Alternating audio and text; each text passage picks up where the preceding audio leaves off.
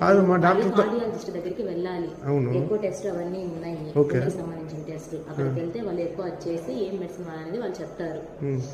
సరే ఇప్పుడు మీ దగ్గర ట్రీట్మెంట్ ఉందా మీ కాడ? దానికి లేదండి ఇక్కడ. సరే లేదన్నప్పుడు ఇక్కడ మా గుండె దగ్గర లేదు కదా, ఉన్నప్పుడు ఇక్కడ పెట్టుకోకూడదు కదా. మా నేను డాక్టర్తో నేను మాట్లాడా డాక్టర్తో. ఏం చెప్పారంటే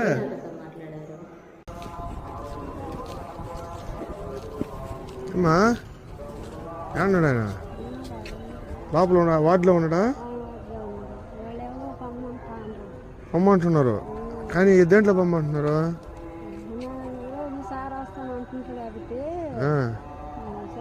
అయ్యాదో పొద్దుటి నుంచి అంబులెన్స్లో నేను డైరెక్ట్గా జిల్లా హాస్పిటల్కి తీసుకురావాలని చెప్పి ఆడికి తీసుకురాలేదు, ఆడికి తీసుకొచ్చారు. సరే ఈ డాక్టర్ అయినా రాసి అంబులెన్స్లో పంపించాలి కదా అర్జెంటుగా.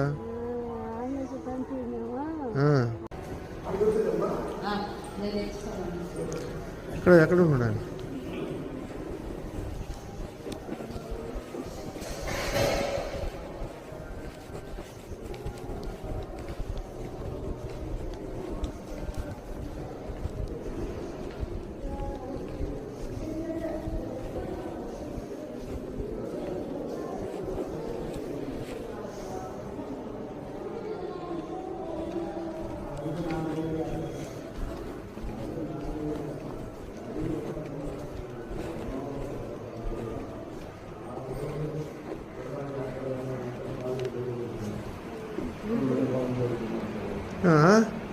ఇంజక్షన్ వేసారా?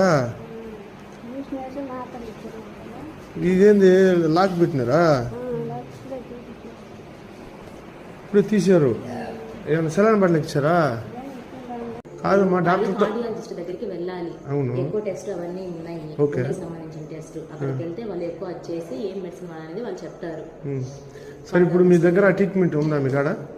దానికి లేదండి ఇక్కడ. సరే లేదన్నప్పుడు ఇక్కడ మా గుండె దగ్గర లేదు కదా, ఉన్నప్పుడు ఇక్కడ పెట్టుకోకూడదు కదా. మా నేను డాక్టర్తో నేను మాట్లాడా డాక్టర్తో. ఏం చెప్పారంటే అవును మాట్లాడా, ఇక్కడ అంబులెన్స్కి మీరు వచ్చి మాట్లాడితే తీసుకోవాల్సిందే, మేము పంపించాము అని చెప్పాడు ఆయన.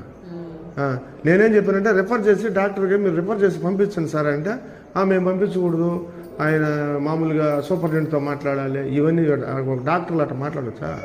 మనిషికి పేషెంట్ కార్డియాలజిస్ట్ అన్నారు, హార్ట్ ప్రాబ్లం అన్నారు, ఇక్కడ మీ దగ్గర చికిత్స లేదు, పరికరాలు లేవన్నప్పుడు ముందు పేషెంట్ని పంపించేయాలి అక్కడికి. వరదాకా మేము వచ్చిందాక ఉదయం నుంచి సాయంత్రం దాకా ఇక్కడే పెట్టుకోండి. గబక్కనే ఏమన్నా అయితే ఏమవుతుంది ఆయనకి? సరే మా ఇప్పుడు లేదు ఎవరు ఇప్పుడు పోయేదానికి ఛార్జీకి డబ్బులు లేక తీసుకోపోలేక